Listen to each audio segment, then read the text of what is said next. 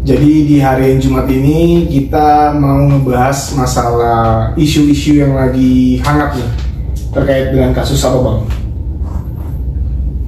Sate cyanida mengenai Sate cyanida aja ya, itu aja kali untuk khususnya mengenai teori kesengajaannya. Oke, teori kesengajaannya. Mungkin siapa nih di antara kita yang akan dijelasin lebih dulu nih?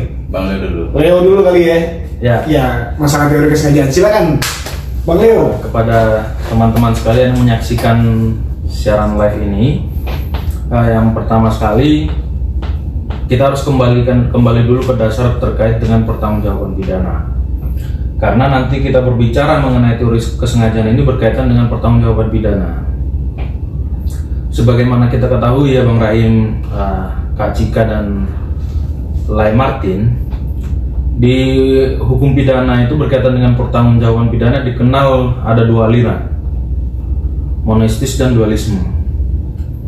Yang monistis itu menggabungkan pertanggungjawaban pidana dengan perbuatan pidana. Sedangkan yang dualisme itu dia memisahkan bahwa pertanggungjawaban pidana dan perbuatan pidana itu berdiri sendiri. Nah, secara sederhana, kalau yang dualisme itu tindak pidana terjadi, tetapi belum tentu di situ ada pertanggungjawaban pidana. Sebagian besar pakar hukum pidana di Indonesia seperti Prof. Mulyatno, kemudian Zainal Abidin, kemudian Ruslan Saleh, itu menganut aliran dualisme yang memisahkan antara perbuatan pidana dan pertanggungjawaban pidana, seperti itu. Apa konsekuensi hukumnya ketika perbuatan pidana dan pertanggungjawaban pidana itu dipisah? Ini berkaitan dengan kalau dia monisme itu dia menggabungkan, artinya apa? Ketika suatu tindak pidana terjadi dan di situ tidak terpenuhi pertanggungjawaban pidana, otomatis dianggap tidak ada tindak pidana dalam perbuatan tersebut. Ya. Tetapi dalam aliran dualisme itu, ketika terjadi tindak pidana, itu harus dianggap tindak pidana dulu, baru kemudian dinilai apakah di sini ada terpenuhi atau tidak pertanggungjawaban pidananya. Disitulah nanti dalam pertanggungjawaban pidana itu ada beberapa syarat yang harus dipenuhi. Kalau kita mengutip pendapatnya Prof. Sudarto dari almarhum dari Universitas Diponegoro, beliau menyampaikan ada 4 syarat dalam pertanggungjawaban pidana itu yang harus dipenuhi. Yang pertama itu tentu asas legalitas. Yang kedua, asas kesalahan. Yang ketiga, dapat dipertanggungjawabkan, dan yang keempat, tidak ada alasan pemaaf. Prof. Sudarto menyampaikan seperti itu. Nah, pada siang hari ini kita akan spesifik membahas mengenai kesalahan, karena asas legalitas saya rasa semua orang sudah memahami dan seharusnya memahami prinsipnya asas legalitas itu, bahwa tidak ada suatu perbuatan itu tidak dapat dipidana kecuali ada peraturan perundang-undangan yang menyatakan bahwa dia itu adalah tindak pidana, seperti itu. Ya. Jadi kalau misal ada pertanyaan terkait dengan asas legalitas, seperti kita ingatlah kasus bom Bali. Awalnya tindak pidana terorisme itu tidak diatur di dalam peraturan perundang-undangan Indonesia. Belum ada undang-undangnya ya. Belum ada. Ya. Kemudian waktu itu Presiden Indonesia Megawati pada saat itu mengeluarkan Perpu. Betul. Nah, pertanyaannya ada lagi, asas legalitas ini berkaitan pula dengan asas retroaktif. Ya. Apa asas retroaktif itu? Undang-undang tidak berlaku surut. Nah, tetapi pertanyaannya, apakah ada undang-undang di Indonesia yang berlaku surut? Jawabannya ada. Apa itu? Kalau ada pelanggaran HAM berat. Nah, pelanggaran HAM berat itu mengenal yang namanya asas retroaktif, sehingga kejahatan-kejahatan pelanggaran HAM yang terjadi di masa lalu dapat diselesaikan saat ini dengan mekanisme khusus. Kalau kita lihat di Undang-Undang Pengadilan HAM, itu ada mekanismenya. Usulan untuk melakukan itu harus diserahkan ke DPR mengusulkan, baru nanti akan dibentuk lembaga proses peradilan khusus untuk memeriksa perkara itu. Nah, kembali ke topik yang mau kita bahas pada siang hari ini mengenai teori kesengajaan. Ini sangat menarik ini Bang Rai, dengan adanya kasus belakangan ini, yang kita tahu atau terkenal dengan istilah sate cyanida. Iya, sate cyanida. Nah, sate cyanida ini kan menarik perhatian masyarakat karena apa? Ternyata orang yang membuat sate cyanida itu tidak bermaksud untuk memberikan sate itu dimakan oleh korban. Betul. Yang ternyata korbannya itu adalah anak. Itu. Disitulah letak kenapa kasus sate cyanida ini sangat menarik untuk kita bahas, untuk kita renungkan bersama. Khususnya mengenai kesengajaannya ya. Nah, khususnya mengenai teori kesengajaannya, karena kebetulan banyak orang gagal memahami mengenai konsep teori kesengajaan. Ini yang sehingga penting untuk kita luruskan, khususnya berkaitan dengan apakah makna sengaja dalam peraturan perundang-undangan itu sama atau identik dengan makna sengaja di dalam KBBI. Ya. Oke. Ini penting. Iya, iya. Ya. Itu. Kenapa itu sangat penting? Karena jangan sampai nanti terjadi distorsi pemikiran bahwa sengaja yang dimaksud dalam KUHP ataupun dalam peraturan perundang-undangan itu adalah sengaja yang dimaksud dalam KBBI. Apalagi kita berbicara mengenai makna sengaja dalam KUHP. Kenapa kita harus sangat hati-hati? Sengaja di dalam KUHP itu tentu tidak bisa kita identikkan dengan KBBI. Karena apa? Ada satu persoalan penting. KUHP dibentuk jauh sebelum KBBI itu ada. Ya. Iya, iya. Dan satu lagi nih, KBBI itu bukan suatu bentuk baku yang tidak seperti maksudnya KUHP itu tidak sedinamis KBBI. Betul. Karena KBBI itu mengalami perubahan atau disebut dengan pemutakhiran, dan itu dia mengalami pemutakhiran 2 kali dalam setahun. Itu sudah berapa tahun di sini gonta-ganti terus pemutakhiran. Lanjut, Bang.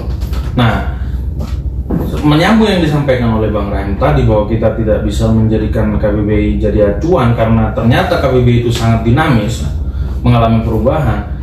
Yang paling penting pula harus kita pahami bahwa bahasa hukum yang notabene dia lahir dari asas, dia lahir dari teori-teori hukum yang sudah dikenal, sehingga tidak bisa langsung serta-merta pengertian di dalam KBBI itu langsung kita ambil alih untuk kita gunakan sebagai dasar atau untuk menafsirkan peraturan perundang-undangan seperti itu. Nah, sekarang kita kembali ke kasus sebelum kita membahas mengenai teorinya. Nah, mungkin biar teman-teman yang menyaksikan siaran langsung ini juga mendapatkan gambaran secara umum terkait kasus ini, mungkin Kak Jika dan Lai Martin bisa menjelaskan dulu secara singkat terkait kasusnya ini, atau gambaran umum saja. Yang kemarin itu. Kalau yang aku tahu kan ada si X, dia mau ngirim suatu makanan kepada si Y katakanlah ya, terus melalui ojol kan, Ya. mengirim makanan itu tersebut melalui ojol. Nah ternyata si penerimanya ini nggak mau menerima makanan tersebut, ya kan, nggak mau menerima makanan tersebut. Akhirnya sama driver ojolnya ini dibawa pulang lah, diberikan kepada anaknya. Dia kan bilang nih bapak dapat makanan nih, diberikan kepada anaknya. Ternyata anaknya ini makan makanan tersebut dan akhirnya nggak berapa lama setelah makan dia meninggal. Secara gambaran kasar kurang lebih seperti itu Bang, yang aku tahu nih. Gitu, ralat kalau misalnya salah. Jadi mungkin agak detailnya begini ya, si pelaku nih ya. Dia mau kirim, mungkin ada latar belakangnya Yes. itu sakit hati ya. Dia sakit hati dengan seseorang, katakanlah Mr. X. Kemudian dia mau kirim makanan, yang makanan itu dia kasih racun cyanida. Nah dia kirim lah pakai driver online ya. Betul. Pakai driver online dikirim, dimaksudkan untuk dimakan oleh si Mr. X tersebut. Tapi karena ditolak nggak jadi. Mr. X menurutnya, saya nggak kenal sama pengirimnya. Nah ini juga jadi pertanyaan, kenapa kok Mr. X ini bilang nggak kenal dengan pengirimnya? Jangan-jangan pakai nama palsu sehingga si penerimanya nggak mau menerima, yang dituju ini nggak mau menerima karena tidak mengenal. Nah setelah itu karena nggak mau menerima, dibawa seperti tadi diceritakan.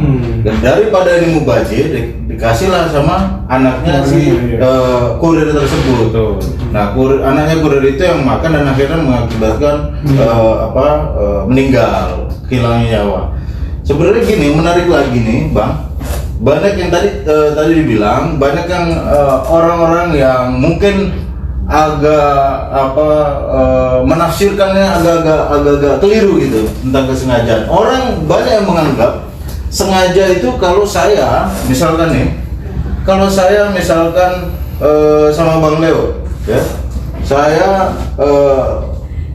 taruh racun, ya, untuk diminum Bang Leo. Kalau misalkan diminum itu berarti sengaja. Kalau nggak diminum sama Bang Leo, diminum sama orang lain itu nggak sengaja. Banyak yang menafsirkan seperti itu. Nah, itulah yang tadi mungkin dibahas mengenai kesengajaan di dalam hukum pidana itu nggak bisa disamakan dengan kesengajaan berdasarkan KBBI, gitu. Karena kesengajaan itu mungkin ada banyak hal dari teori kesengajaan itu, no? Ya, ada beberapa mengenai ada 3 yang mengenai teori kesengajaan itu. Jadi kesengajaan itu tidak bisa kita maknai secara letterlek bahwa sengaja itu adalah bahwa seseorang itu memang bermaksud untuk itu. Tidak begitu cara menafsirkan teori kesengajaan. Gitu. Jadi memang kasus sate cyanida ini agak complicated dia. Karena ada beberapa peristiwa-peristiwa yang membingkai kasus ini. Contoh, harus kita ketahui, kalau kita lihat dari informasi yang beredar di dalam media cetak ataupun media online, ini kan ternyata si pelakunya ini kan motifnya dia mau istilahnya sakit hati lah, sama seseorang yang menjanjikan untuk menikahi dia. Nah, ada motif dendam di sini. Ada motif dendam. Sehingga dalam hubungannya mereka ini pun sebenarnya sudah ada, kalau memang betul ada janji dari sini untuk si X, si Y ini untuk menikahi dia dan ternyata tidak lakukan, dalam perkembangan hukum pidana di Indonesia ini kan bisa masuk dalam ranah penipuan. Nah, seperti itu. Ini sendiri pun sudah ada tindak pidana. Kemudian yang persoalan yang berikutnya adalah yang mungkin orang akan lupa. Karena si anak ini bisa makan sate itu kan karena dibawa oleh orang tuanya. Pertanyaannya yang sangat menarik, meskipun itu akan sangat terasa mencederai hati si orang tua, sebenarnya secara hukum si orang tua ini bisa, pertanyaannya sih lebih kepada pertanyaannya, apakah si orang tua ini bisa dianggap melakukan kealpaan yang mengakibatkan hilangnya nyawa seseorang? Karena apa? Kalau si orang tua ini tadi tidak membawa makanan yang dia tidak ketahui gimana sebenarnya makanan ini, si anak itu tidak akan memakan. Nah, apakah teori kealpaan bisa digunakan untuk menjangkau kepada perbuatannya si bapak ini? Itu juga sebenarnya pertanyaan hukum yang menarik. Ya, menarik gitu. Meskipun secara moral, secara etika, secara rasa keadilan kemanusiaannya kita lah, tidak etis ketika kita membicarakan itu. Betul. Namun kita ini kan sedang berbicara tentang hukumnya bagaimana. Ya, karena gini, menariknya gini, kalau kita bicara soal kealpaan tadi, bisa dibenarkan nggak seorang bapak dia membawa makanan yang dia nggak tahu dari mana, makanan itu dimakan sama anaknya? Sebenarnya kejadiannya persis dengan kejadian sebelumnya, di mana Mr. X itu nggak mau terima karena dia nggak tahu kan, karena dia nggak tahu ini tujuannya, ini dari siapa pengirimnya. Nah, sama juga berlaku juga sebenarnya yang di driver ini, di bapak ini kan. Itu kalau soal kealpaan memang menarik juga. Itu sangat menarik. Secara hukum itu menarik untuk dijadikan pembahasan sebenarnya. Apakah memang perbuatannya si bapak ini bisa dianggap sebagai kealpaan? Seperti itu. Tapi kalau kembali lagi ke topik yang akan kita bahas, masalah kesengajaan, kira-kira menurutmu sendiri ini gimana? Dari pelaku kepada maksudnya sasarannya kan jadinya kan salah gitu ya kan? Ya, sebenarnya mengenai konsep teori kesengajaan itu sudah sering menjadi perdebatan di Indonesia. Mengenai bagaimana sebenarnya teori kesengajaan itu.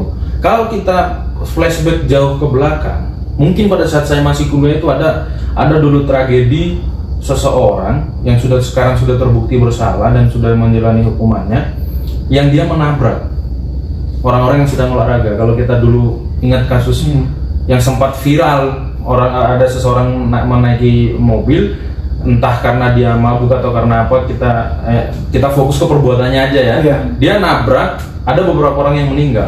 Oh, di Tugu Tani bukan? Tugu Tani, betul. Mabok. Nah, itu kan dia dikenakan juga pasal terkait dengan pembunuhan. Pertanyaannya, apakah di situ memang terjadi pembunuhannya? Nah, inilah nanti akan menarik. Dan bisa juga, contoh ada orang di jalan raya nabrak orang orang meninggal. Nah, apakah kasus seperti ini juga nanti bisa dikategorikan sebagai pembunuhan? Ini berkaitan dengan pertanggungjawaban tadi ya. Terkaitan dengan pertanggungjawaban tadi.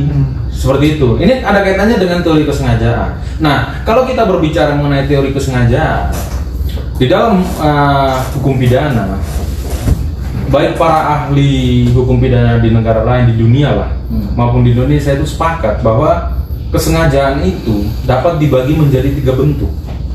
Nanti teman-teman yang menyaksikan video ini secara live maupun nanti di IGTV-nya Skyloven nanti bisa belajar. Ini ada bukunya. Saya kebetulan senang membaca buku ini. Bukunya Prof. Edi Hiaries yang dari UGM yang sekarang menjabat sebagai Wakil Menteri Hukum dan HAM.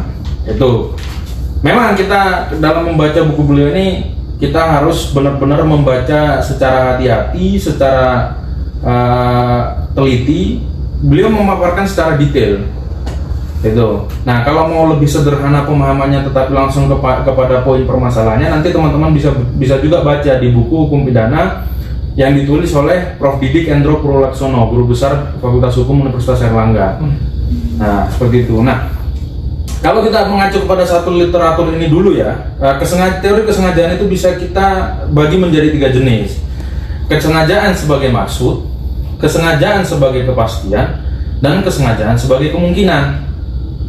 Nah, kesengajaan sebagai maksud ini bahwa si pelaku itu memang bermaksud untuk melakukan apa yang terjadi. Oke. Gitu. Dia memang bermaksud. Nah, kesengajaan sebagai maksud dan sebagai kepastian ini hampir sama. Gitu loh. Nah, kalau kesengajaan sebagai maksud itu maksudnya dia itu terkonfirmasi dengan perbuatannya dia, gitu. Nah, kalau kesengajaan dengan kepastian ini lebih kepada ada akibat yang lahir dari perbuatan itu, ya itulah yang dia inginkan. Pasti terjadi akibat itu, gitu loh. Nah, kesengajaan yang ketiga ini kesengajaan sebagai kemungkinan. Nah, ini yang menarik. Kesengajaan dengan kemungkinan ini kita berkaitan dengan kasus yang akan kita bahas ini. Sebenarnya teori kesengajaan dengan kemungkinan ini berkembang. Kalau kita, karena KUHP ini berasal dari Belanda ya, tentu kita studi kasusnya juga negara yang paling tepat untuk kita jadikan perbandingan ya Belanda juga. Nah, di Belanda itu pernah ada kasus ya dan sudah diputus oleh pengadilan Belanda. Kasusnya itu kalau tidak salah terkait dengan kue tar. Si pelaku ini bermaksud untuk membunuh, menaruh racun di kue tar itu, dia bermaksud untuk membunuh si B. Nah, ternyata si C memakan kue ini sehingga yang meninggal ini si C. Nah, hampir sama lah dengan kasusnya sate cyanida. Sasarannya berbeda ya. Putusan di pengadilan Belanda itu berpendapat bahwa itu adalah pembunuhan. Dia dianggap, si pelaku ini dianggap sengaja sebagai kemungkinan dalam pengertian ketika kita kaitkan dengan sate cyanida ini ya, ketika si pembuat sate cyanida ini mengirimkan makanan itu, sate yang bercyanida ini kepada si Y, ada kemungkinan bahwa ada orang lain yang akan memakan sate ini. Pasti. Ada kemungkinan seperti itu. Dan dia tahu pasti. Dan ketika orang memakan sate itu, ada pula kemungkinan bahwa dia akan mati. Iya. Itulah yang dimaksud dengan kesengajaan sebagai kemungkinan. Ada kemungkinan yang terjadi akibat dari perbuatannya dia, dan dia menyadari itu sejak awal. Dia menduga itu sejak awal. Nah, apakah dalam kasus sate cyanida ini terpenuhi? Ya, ini terpenuhi. Karena apa? Satu, dia mengirimkan sate itu melewat orang lain. Iya. Yang kedua, seperti yang terjadi rilis dari kepolisian itu menjelaskan bahwa kenapa orang yang dituju itu tidak mau menerima makanan itu karena pengirimnya dia tidak kenal. Itu. Jadi semakin terbuka kemungkinan bahwa akan ada orang lain yang akan memakan sate cyanida tersebut. Itu. Nah, dengan terpenuhinya unsur-unsur dalam pasal 338 termasuk dengan kaitannya dengan unsur kesengajaannya, apakah kemudian serta-merta 340-nya terpenuhi? Pembunuhan berencananya, meskipun dalam kasus ini kan ada perencanaan nih. Nah, pertanyaannya, apakah serta-merta belum tentu pembunuhan berencananya itu terpenuhi? Nah, ini persoalan yang berbeda lagi antara pembunuhan biasa dan pembunuhan berencana itu. prinsipnya sama-sama pembunuhan. Yang membedakan satu ini tidak perlu perencanaan, yang ini harus ada perencanaan. Nah, kalau dikaitkan terkait dengan kesengajaannya, apakah kesengajaan dalam pembunuhan ini terpenuhi? Terpenuhi. Tapi apakah unsur perencanaannya terpenuhi? Enggak. Tidak. Kenapa dibilang tidak terpenuhi perencanaannya? Karena sasarannya tidak sesuai dengan rencananya dia. Gitu. Tapi banyak orang yang salah menganggap antara perencanaan dengan kesengajaan gitu. Jadi dia pikir, orang-orang banyak yang berpikir bahwa kejadian tersebut itu kan sebenarnya bukan sesuatu yang direncanakan, tapi orang banyak menganggap itu bukan sesuatu yang disengaja gitu. Jadi makanya soal kesengajaan ini mungkin ada orang-orang juga yang berpikir bahwa itu bukan suatu tindakan yang disengaja, karena kesengajaannya bukan ini sebenarnya seharusnya perencanaannya, tapi orang-orang banyak yang berpikir itu kesengajaan. Saya mau si perempuan mau bunuh si laki-laki. Ini kan sebenarnya dengan naruh cyanida di sate itu kan sebenarnya sudah masuk unsurnya bahwa itu kesengajaan. Masa sate ditaruh cyanida? Yeah. Kalau sate dikasih sambal, nah itu lain cerita. Yeah. Kemudian orang makan sate, tusukan satenya nusuk ke tenggorokan dia mati, itu lain soal. Betul. Tapi kalau cyanida, racun, jelas racun untuk membunuh ditaruh di sate itu. Nah, kemudian itu dia tujukan ke Mr. X, ya. Kemudian Mr. X nggak makan, orang banyak menganggap itu sesuatu yang dia tidak sengaja, yang mati orang lain yang makan, banyak orang yang menganggap itu tidak sengaja gitu. Sebenarnya gini, kalau di dalam saya sambung juga Bang, kalau di ada juga yang bahas soal ini John Melling, hukum pidana, dia bahas juga mengenai dolus atau kesengajaan dengan kesadaran atas suatu kemungkinan. Betul. Hampir sama bahasanya, bahkan dikasih contoh juga.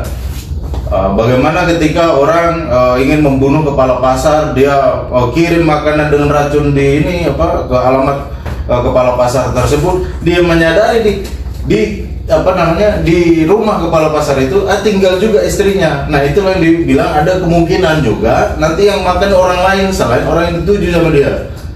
Nah, tapi ada menarik satu lagi.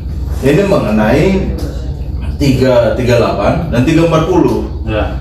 Nah, menariknya begini, pernah ada kejadian juga hampir sama, bahkan mungkin hampir sama lah, ya, hampir sama sekali, persis. Orang kasih racun tujuannya ke si A, tapi yang makan ke si B, yang makan si B, gitu. Nah, kemudian si B meninggal. Nah, dia kena 340.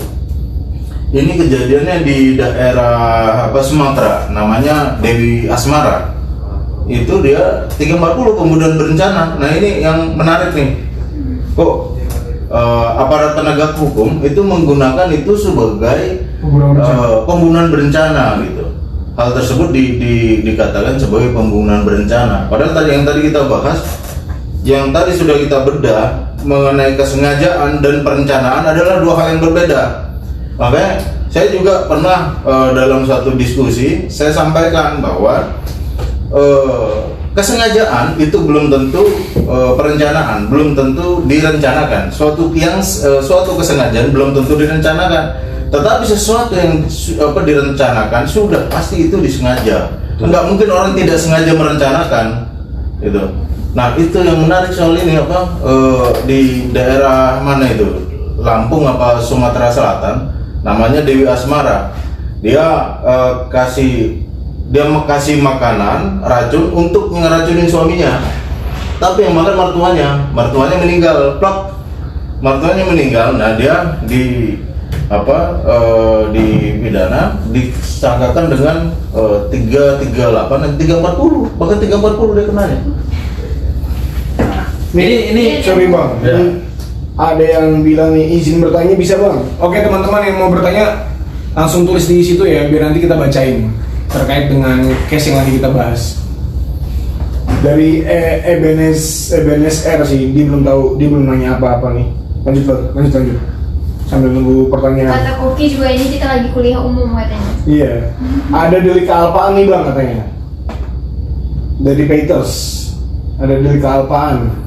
Nah, kalau kealpaan itu yang seperti itu tadi, sebenarnya ini hal yang menarik gitu, karena sudah ada contohnya bagaimana ketika seseorang itu tidak mengetahui asal muasal barang itu seperti apa tindakan yang dilakukan, ya laki-laki itu yang melakukan.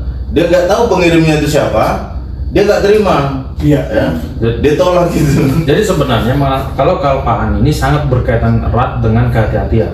Nah, secara hukum tindakannya si bapak ojol yang membawa makanan yang dia tidak tahu isinya itu apa, dia tidak tahu makanan itu sebenarnya siapa pengirimnya, itu masuk kepada prinsip dia tidak melakukan prinsip kehati-hatian. Apalagi ternyata dalam perkembangannya itu bukan orderan online, tapi orderan offline. Ini semakin kuat bahwa si bapak ini tidak melakukan prinsip kehati-hatiannya. Nah, secara hukum, kalau kita kembalikan kepada teori kealpaan, si bapak ini memenuhi sebenarnya. Betul. Gitu. Sederhananya teori kealpaan ini adalah contoh ketika saya sedang jalan sama Bang Rahim di pinggir jalan. Nah, pada saat kami berjalan, nggak sengaja kita nyenggol si C. Nah, ternyata pada saat si C jatuh dari trotoar, ada mobil lewat, tabrak, mati. Apakah saya dan Bang Rahim bisa kena kealpaan? Bisa. Karena kekurang hati-hatiannya kami berdua mengakibatkan seseorang itu terjatuh dari trotoar dan dia ditabrak mobil. Itu. Nah, kesengajaan sebagai kemungkinan ini juga kalau kita kaitkan dengan kasus yang sempat kita singgung tadi, dia mabuk berkendara dia berkendara dalam kondisi mabuk. Apakah ini bisa dikualifikasi sebagai kesengajaan dengan kemungkinan? Menurut saya itu bisa. Karena apa? Pada saat dia berkendara dalam kondisi mabuk, dia sadar, dia tahu ada kemungkinan dia untuk nabrak orang lain. Dan ketika dia nabrak orang lain, ada kemungkinan orang yang ditabrak itu akan meninggal. Ya. Sehingga ketika contoh nih, bisa juga si A lagi berkendara, dia telepon, sehingga konsentrasinya terganggu. Iya. Nabrak, bisa nggak dia kena pembunuhan? Kalau menurut saya bisa. Tapi apakah sama ketika saya berkendara, fokus ke depan, saya nyetir, nggak mabuk, nggak main HP, saya benar-benar fokus, tiba-tiba nabrak orang, bisa nggak saya kena pembunuhan? Nggak bisa. Tapi apakah saya bisa kena kealpaan? Bisa. Tetap saya bisa dianggap kurang hati-hati. Tapi apakah saya sengaja membunuh? Enggak. Karena ketika saya berkendara dengan fokus, tidak dalam kondisi mabuk, tidak main apa, berarti apa? Saya menerapkan prinsip bahwa saya tidak ada kemungkinan untuk mencelakakan orang lain karena saya sudah menerapkan prinsip kehati-hatian. Tapi ketika kemudian saya tidak sigap untuk menghindar atau apa, ada orang meninggal, ya ini nanti maksudnya juga karena kurang hati-hati. Itu. Jadi kealpaan ini sangat luas, tidak menerapkan prinsip kehati-hatian juga dia masuk ke situ, atau kurang hati-hati pun masuk ke dalam situ. Tapi itu memang kejadian dalam kalau berbicara mengenai lalu lintas, ini kejadian yang lama. Jadi sudah pasti orang yang kecelakaan di jalan ada yang meninggal itu udah pasti dia kena kealpaan. Yeah. Sebelum undang-undang lalu lintas yang tahun 2009 ya kalau tidak salah. 2009. Tapi setelah undang-undang tahun 2009 itu sudah dipisahkan. Contoh nih, saya pernah ada kasus di salah satu orang tua teman saya. Memang saya nggak ngerti pasti itu faktanya kayak gimana. Kalau versinya penyidik waktu itu, si orang tuanya kawan saya ini masuk ke jalur yang berlawanan sehingga diketabrak. Nah, si supir yang nabrak ini nggak dikenakan hukuman karena si supir sudah ada di jalur yang benar, orang itu yang datang ke jalur yang salah sehingga ketabrak. Itu. Kalau kita larikan ke kealpaan, itu bisa saja dimasukkan ke kealpaan. Gitu. Ada komen nih dari Peters. Komennya, sengaja sebagai sadar kemungkinan dan sengaja dengan sadar bersyarat. Dia komen gitu tuh. Nah, ini sangat menarik ini. Saya juga sangat menariknya karena apa? Baru saya dengar juga ini sadar dengan syarat. Kalau sadar dengan kemungkinan, sengaja dengan kemungkinan saya sudah sering. Tapi saya sadar dengan syarat ini, mungkin nanti Bang Peter juga bisa, Peters juga bisa lah ngasih referensi ke saya untuk belajar juga. Share ya ini. Karena sadar dengan bersyarat ini konsepnya seperti apa saya juga kurang paham. Iya, iya. Karena kalau sadar dengan kemungkinan ya jelas kan ada kemungkinan yang akan terjadi. Nah kalau sadar dengan syarat ini konsepnya seperti apa? Terus terang saya belum pernah ini. Sebenarnya di sini nggak ada di Oh kaitannya dengan ini ya, dolus eventualis ya? Eventualis. Ya. Coba Mungkin yang Bang, Bang Raib yang menjelaskan.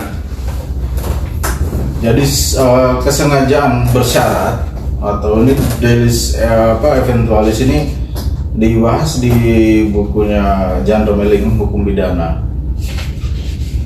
Jadi dibilang dapat munculkan suatu pertanyaan bagaimana bila bagi pelaku akibat dari tindakan itu hanya terpikirkan sekedar sebagai kemungkinan belaka. Tentang hal ini banyak pandangan di dalam ilmu hukum. Menurut hemat penulis, dolus atau kesengajaan dianggap ada bila mana pelaku untuk dirinya sendiri telah memutuskan bahwa ia menghendaki tindakan itu, sekalipun akibat yang tidak dikehendaki melekat pada tindakannya itu. Jika kemudian ternyata ia tetap menghendaki munculnya akibat tersebut ketimbang membatalkan niatnya semula, dalam arti menerima penuh konsekuensi tindakannya, maka dapat dikatakan bahwa kesengajaan juga ditujukan pada akibat tersebut.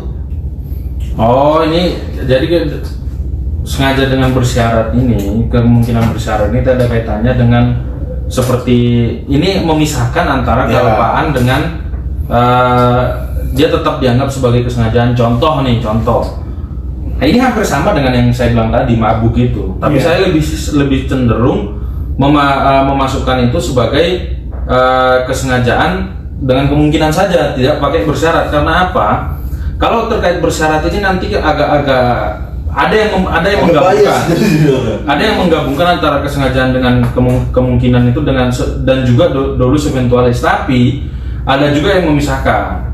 Nah kalau saya lebih cenderung cukup memaknainya sebagai kesengajaan dengan kemungkinan, karena contoh yang masalah mabuk tadi, dia tidak mengkehendaki tentu menabrak orang, dia tidak mengkehendaki akibatnya, tapi dia tahu ketika dia berkendara dalam kondisi mabuk ada kemungkinan besar bahwa dia akan nabrak itu.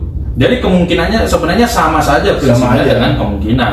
Iya. Cuma orang berkendara bagaimanapun itu ada kemungkinan itu nabrak. Gitu. Cuman bedanya kalau kesengajaan dengan kemungkinan yang di luar dolus eventualis ini bahwa si A tadi itu mengkehendaki memang yang dituju itu mati. Akibatnya dikehendaki sama dia.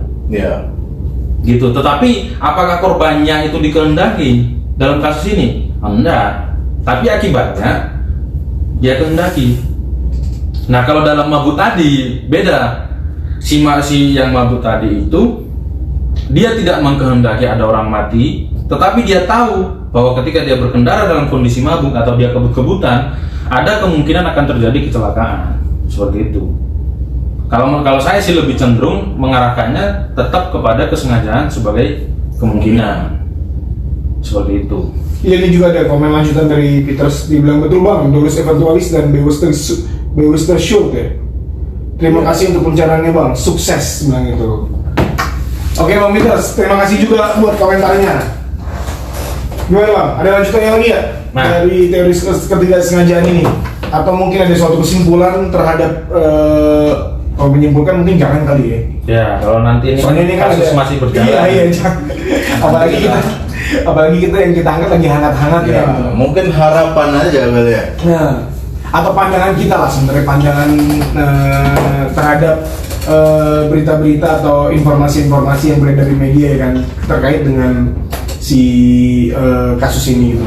Jadi begini, saya kemarin sempat kebetulan mempelajari case ini.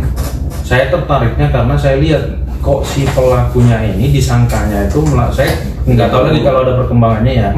Disangkakannya tuh pakai kalau nggak salah 340 dan pasal 76 junto pasal berapa Undang-Undang Perlindungan Anak.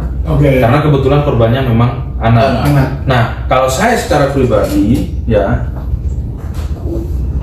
betul korbannya ini anak. Betul. Korbannya anak. Perencanaannya nih. Sehingga penggunaan undang-undang perlindungan anak di situ sudah tepat. Tepat. Ya. Itu. Tapi terkait dengan 340. Tapi berkaitan dengan 340, saya tidak setuju. Ya, perencanaannya itu kan. Nah, dan saya sempat berdiskusi dengan salah satu jaksa terkait dengan case ini, dan kebetulan si jaksa tersebut juga sepakat bahwa 340 di sini nggak masuk. Karena apa? 340 itu mensyaratkan ada perencanaan, dan 340 itu menggunakan perencanaan itu sebagai alasan pemberatan pidana. Makanya 340 itu ancaman maksimalnya dia pidana mati, 338 dia maksimal 20 tahun. Itu 20 tahun itu pun kalau dia ada pemberatan kan, prinsipnya dia 15 tahun gitu loh. Nah, sementara di 340 ini adanya penambahan unsur perencanaan ini menjadikan dia bisa kena pidana mati. Nah, kalau kita pahami secara mendalam, apa sih yang menjadi reasoningnya kenapa perencanaan ini harus dijadikan sebagai alasan untuk memperberat ancaman sanksi pidananya? Jawabannya sederhana. Perencanaan itu ditujukan untuk memastikan niatnya dia untuk membunuh itu terlaksana. Walaupun siapa yang dibunuh itu. Contoh nih, katakanlah Iya. saya berencana untuk membunuh si Martin. Saya melakukan perencanaan. Tujuan saya melakukan perencanaan ini apa sih? Untuk memastikan Lai Martin ini meninggal. Iya. Tapi ketika maksud saya, rencana saya itu tidak tercapai untuk membunuh Lai Martin, contoh malah yang mati si katakanlah si Cika, apakah di sini ada unsur perencanaannya? Tidak. Perencanaan itu jelas, perencanaan saya itu saya tujukan untuk Lai Martin. Iya. Kalau kemudian ternyata yang meninggal si Cika, perencanaannya tidak selesai. Tidak sesuai rencana. Tidak sesuai rencana. Iya, tidak Gitu. sesuai rencana. Pertanyaannya, kalau itu nanti dibuktikan mengenai perencanaannya, apakah saya berencana untuk membunuh si Cika? Tidak. Tidak. Tapi apakah saya berencana untuk membunuh? Iya. Iya. Nah, perencanaan ini kan ada subjek yang dituju. Siapa subjek yang dituju? Martin. Kalau subjeknya ternyata jadinya Cika, itu bukan perencanaan namanya. Berarti bisa dibilang pembunuhan biasa lah ya. Pembunuhan biasa. Tak kecuali tadi kalau ternyata si Martin memang meninggal, itu memenuhi perencanaannya. Iya. Ini kan enggak. Seperti itu. Pembunuhan biasa. Nah, Dan terkait dengan kesengajaan. Betul. Gitu ya kan. betul. Begitu. Jadi dari kasus ini memang kita belajar beberapa kemungkinan. Yang pertama tadi terkait dengan lebih tepat mana, ini pembunuhan berencana kah atau pembunuhan biasa. Nah, kalau pembunuhan biasa, apakah unsur kesengajaannya terpenuhi? Nah, itu yang pertama. Terus yang kedua, apakah si bapaknya ini Apa? termasuk nggak dia suka melakukan kalpaan? Secara hukum saya bilang termasuk. Tetapi apakah secara adil, moral dan kemanusiaan kita masih anaknya sudah meninggal terus mau kita bawa ke ranah hukum? Kalau menurut saya juga itu bukan pilihan yang tepat. Itu. Iya. Seperti itu. Nah, berkaitan dengan rangkaian kasus ini, apakah yang menjadi persoalan paling penting adalah boleh nggak dendam seseorang ini dijadikan sebagai alasan untuk membenarkan perbuatannya dia? Atau sederhananya, apakah dendam ini bisa dikualifikasi sebagai alasan pembenar?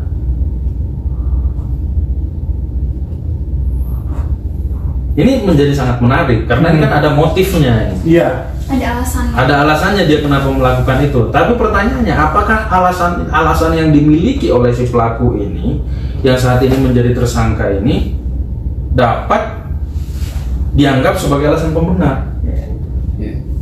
Ya, tapi kalau menurut saya sih nggak bisa itu dijadikan alasan.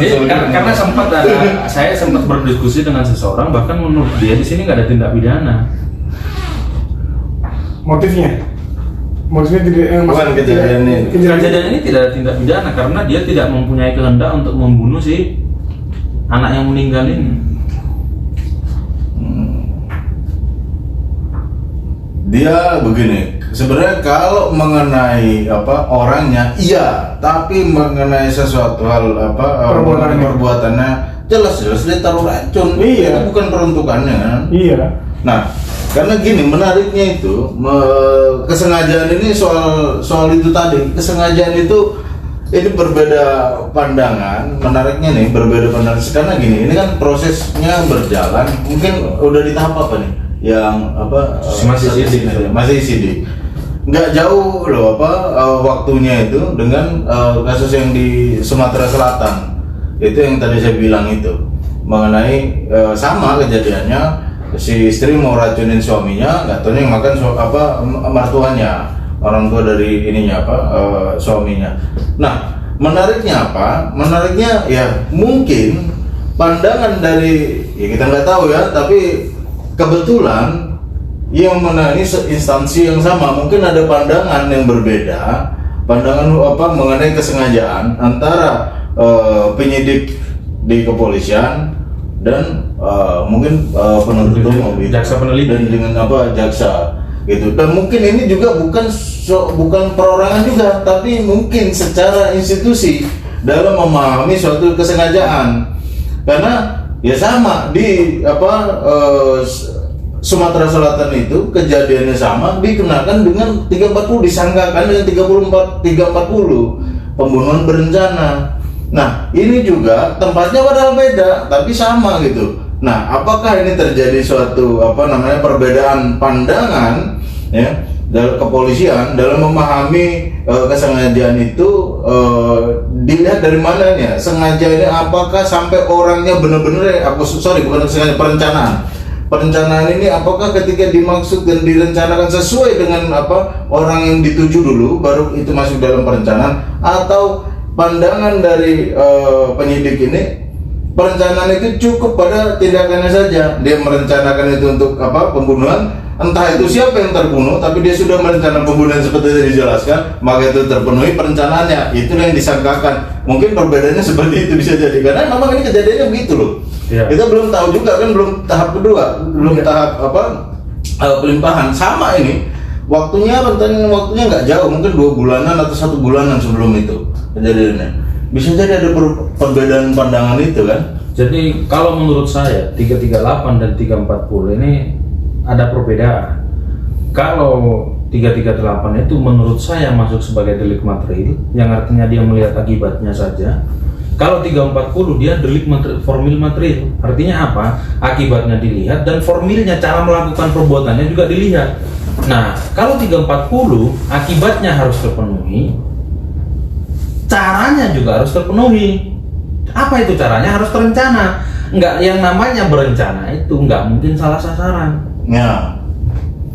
Kalau sasaran namanya tidak sesuai rencana kan? Tidak sesuai rencana. Iya.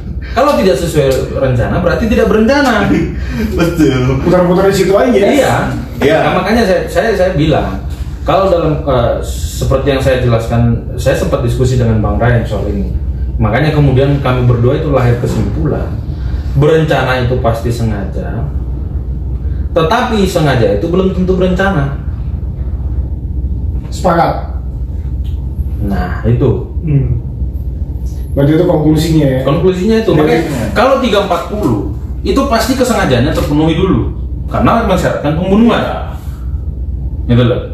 Nah makanya ada 338, ada 340. Itulah yang membuktikan kenapa pembunuhan itu pasti dilakukan dengan sengaja, tetapi pembunuhan berencana itu pasti dengan sengaja, tetapi pembunuhan biasa itu tidak selalu dengan berencana. Nah, kembali lagi terkait dengan alasan pembenar. Ini mumpung masih diskusinya lagi hangat ini. Ini kaitannya dengan alasan pembenar. Ini sangat menarik. Alasan pembenar itu kan kaitannya dengan salah satu yang paling umum berlaku itu kan berkaitan dengan pembelaan terpaksa. Kalau perintah jabatan dan lain-lain itu kan, kalau alasan penghapusan pidana itu kan sebenarnya secara hukum ada 2. Alasan pemaaf dan alasan pembenar, gitu kan? Nah, alasan pemaaf ini kalau profesor saya menjelaskan waktu di bangku kuliah itu hanya 1, orang gila. Nah, apakah orang yang menaruh cyanida orang gila? Tentu tidak. Itu bisa kita pastikan tidak, karena dia mampu berpikir.